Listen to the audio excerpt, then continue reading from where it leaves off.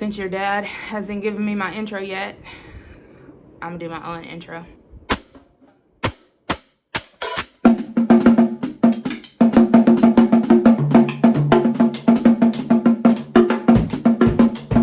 Welcome to my channel. It's Sincerely Lady C.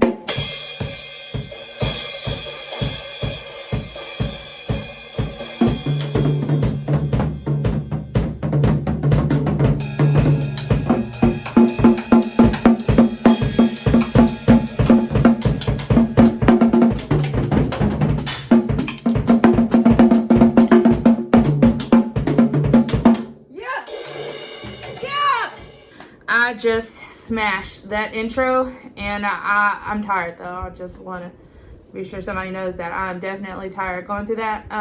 But that's because your dad hadn't given me an intro, so I thought I'd do my own intro. Honestly, I don't know how he does it.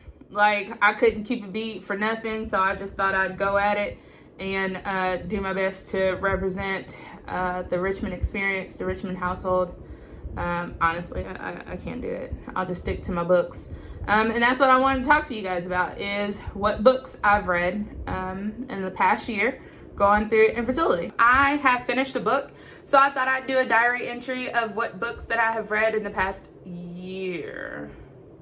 Only in the past year I want to cover, because in the past year is when my OBGYN was telling me, hey, I won't be able to treat you with Clomid and ovulation shots. You're going to have to see a fertility specialist. So ever since then, I started documenting my feelings and talking about what I go through. So today I wanted to tell you I finished my book, but I know I mentioned one book that I was reading. So I just want to give a review of two books that I've read, and then a couple books that I'm going to read. So the first one that I started reading when I found out that I was going to have to go to a fertility specialist is T.D. Jakes' Crushing. T.D. Jakes' Crushing is such a great book to have, not only for infertility journey, but for anything in your life that you feel is crushing your heart, soul, mind, something that is pruning you, something that's causing pain in your life. This here is a good book to have. He talks about his life experiences, those things that has crushed him. This one is really about him telling his own experience of pain and his own experience of going through a season, well, multiple seasons of crushing, and what he's learned through those seasons. It's very relatable, and it doesn't necessarily say in vitro fertilization in it, or but this is good for an IVF journey if you're looking for a book to read, how you can grow in power in God.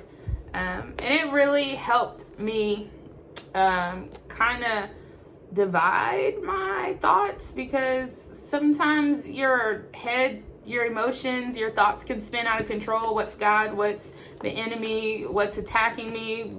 Is it me attacking my own self?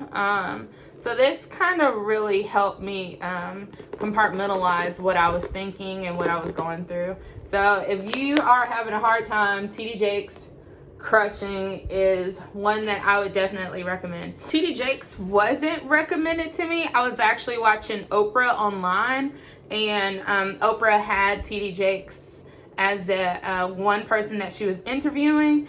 And while he was speaking, he started talking about his book.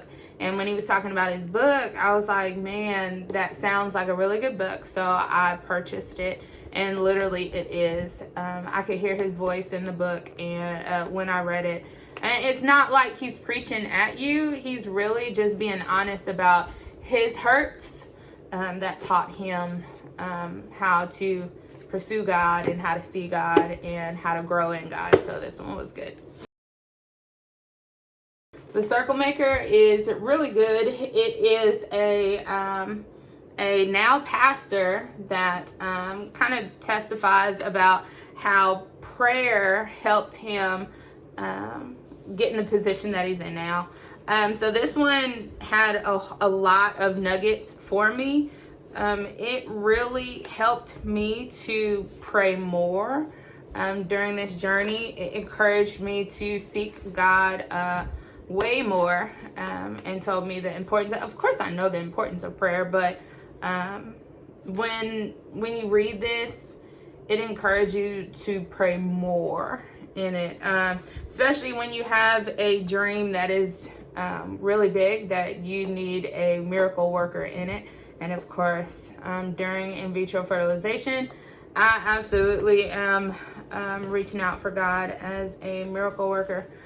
There's a couple things that I did get out of it. One of them really stuck with me, and that is when he says that you should pray like it depends on God, but work like it depends on you. So I was like, yeah, that is a good one to remember. And I liked it. I would definitely recommend it to someone, but it was hard for me to finish because it was like the same thing kind of over and over. He talks about how drawing prayer circles, that's what circle maker, drawing circles around your biggest dreams, circles around those things that you really need the power of God to work at and not leaving, like staying in that circle until God moves for you. And it is a very good book. For me, I had a hard time finishing it because through it, it was good. It was testimonies from him, testimonies from other people, testimonies in the past, just stories where prayer worked in their life. And towards the end, I was like, man, this is getting hard to finish because I got what I needed from the book. I hate putting down the book without finishing it. I wanted to put it on the shelf, but I was like, oh, no, I gotta finish. I hate not finishing a book. I feel like it's incomplete, but it was hard for me to finish. But I do recommend it for anybody that wants to enhance their prayer life or be encouraged to draw a circle around their biggest miracle. And this is a book. I like it. I would recommend it. I do want to add that the Circle Maker also has Draw the Circle. This is a prayer challenge, and it's a 40-day prayer challenge. I am going to do this, but not right now because I just got finished reading the book, and I don't want to overdo it. I do want to go off into another book first, but I will definitely circle around this and get into a 40-day prayer challenge. I thought this was pretty neat, so I bought it so I can put it in my list to do. So every day it's something you have to read. Next on my list is Hannah Anointing. So I want to read this, but when I started reading it, I was like a lot emotional in it. So I told myself that I was going to read this on like the weekend, like read a chapter on the weekend, Saturday and Sunday, but have a main book, because I don't think I want to wrap around infertility and self-help so much. I really want to just drift away from a lot of emotions that are wrapped around infertility, a lot of emotions that are wrapped around school, being a teacher, being a student. I graduate in May, so I have a lot of emotions and anxiety that wraps around everything in my life that I really need God to intervene in. So I kind of want to drift away a little bit. I have read so many self-help books and so many women Christian oriented books, or anything that makes me a better person book. And that's good and all, but I think I am tired of the self-helps. That's weird. I'm tired of the self-helps, and I just want something in me. I just want to get away. So I started looking for the Christian fiction fantasy genre, and I think I got one. I think my next book is going to be Mark of the Raven. I have no clue, but I have no clue about it. But every single time I looked at a review on YouTube about a Christian fiction book.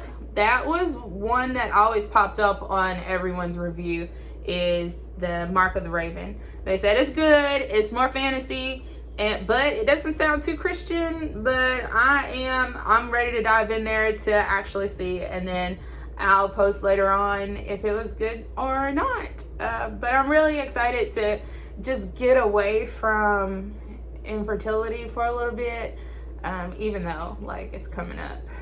We just need our class, and then after we take our class, we'll be doing shots and stuff. But that's not today, so my mind needs to drift away from school. School as in being a teacher. It needs to drift away from school as me being a student. It needs to drift away from infertility. It just needs to drift away for a little bit. And so I think I want to get into this sci-fi, fantasy, maybe Christian, maybe not Christian fiction book and see where it goes. So thank you for tuning in. I will leave you with a little bit of my outro.